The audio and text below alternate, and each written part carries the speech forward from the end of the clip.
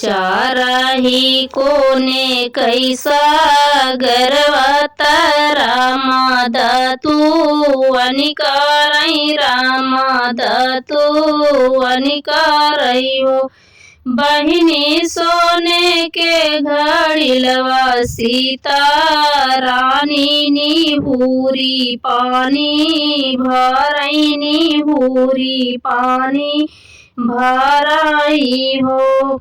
चारही कोने के सागरवा तो रामा दतु अनिकारई रामा दतु अनिकारई हो।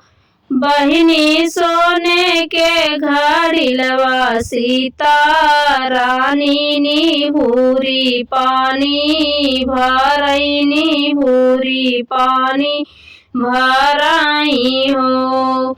मुख के दातुइन भुइया गिर गाए गेड़ूरी ढूरू की गाए गेड़ूरी ढूरू की गाए हो।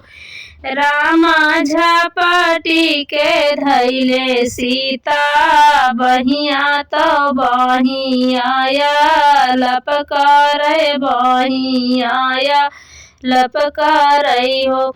रामा झपटी के धैले सीता बहिया तो बहियाया लपकार बहियाया लपकार हो।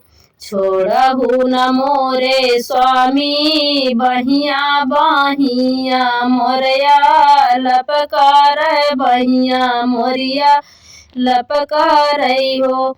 पिया होई गया गिया दहन कई जुनिया त सासुरी सी यही है त सासुरी सी यही आई हो। पिया होई गया गिया दहन के जुनिया तपी सासुरी सी यही है तो सासुरी सी यही आई हो। तू तो चालू सीताराम सोइया तो सासू जी के गहने तो सासू जी के गहने ही हो। सीता हम तो जाबे मधुबना मालावटी नहीं यही बैलावटी नहीं यही बाई हो। सीता हम तो सचाली जाबे मधुबना मालावटी नहीं यही बैलावटी नहीं आई बाई हो। तू तो चालू सीताराम सोइया तो सासू जी के गहने तो सासू जी के गहने ही हो। सीता हम तो जाबे मधुबन मालावटी नहीं यही बाई हो। इतनी बचन सुनी सीता तो रामा जी से पूछाई तो रामा जी से पूछाई हो। रामा जब मोरा जियरायाला सही है कहब दुख कैसे कहब दुख कैसे न हो। रामा जब मोरा जियरायाला सही है कहब दुख कैसे कहब दुख कैसे ही हो। जब तोहरा मानयाला सही है मानया कुलई हो। सीतायापन सारी खबरिया चिठिया लिखी लिखी के भेज दी हो। सीतायापन सारी खबरिया चिठिया लिखी भेजी दी भेजी दी हो। दैनी हुआ किया में काजर मांगिया में सिंदूर मांगिया में सिंदूर हो।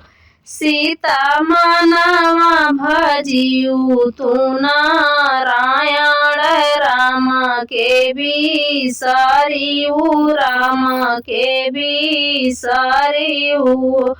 सीता मनवा में भजू तू नारायण राम के बिसरियु।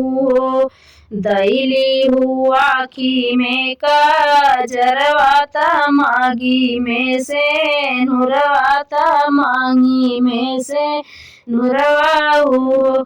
सीता मनवा भजियु तू नारायण राम के बिसरियु राम के बिसरियु। के कर माई कर बोटा हलिया के कर जेवा नरियाऊ हो। स्वामी के कर माई 10 भोपालंगिया कई से भी सरबाऊ कई से भी सरबाऊ। स्वामी के करमाई कर भोटा हलिया कई से भी सरबाऊ कई से भी सरबाऊ हो। स्वामी के करमाई 10 भोपालंगिया कई से भी सरबाऊ हो। ससु के करी हटा हलिया ससुर जेव नावर ससुर जेव नावर हो। सीता देवर के दास्यु से जरिया हमें बिसरायु हमाही बिसरायु हो। सीता देवर के दास्यु से जरिया हमाही बिसरायु हमाही बिसरायु हो। जावन राम आखी के पुतरिया नयन के काजरवाऊ हो। बहिनी है राम जइए मधुबनवा जियब हम कैसे रहब हम कैसे हो। बहिनी है राम जइए मधुबनवा जियब हम कैसे रहब हम कैसे हो। जवन राम आखी के पुतरिया नयनवा के काजल नयनवा के काजल हो। बहिनी है राम जइए मधुबनवा जियब हम कैसे रहब हम कैसे हो। बहिनी है राम जइए मधुबनवा जियब हम कैसे रहब हम कैसे न हो।